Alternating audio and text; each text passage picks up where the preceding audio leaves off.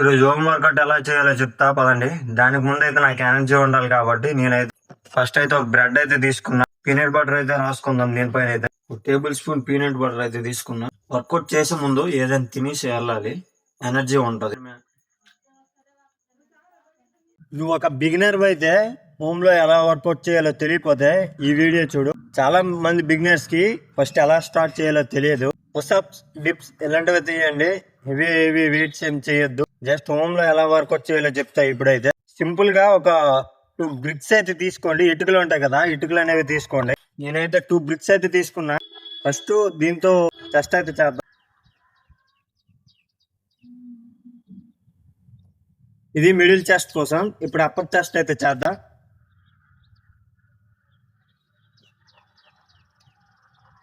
ఇప్పుడు lower chest అయితే చేద్దాం.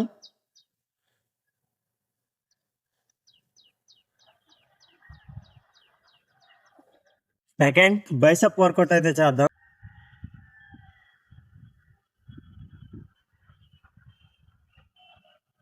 Second variation hammer calls.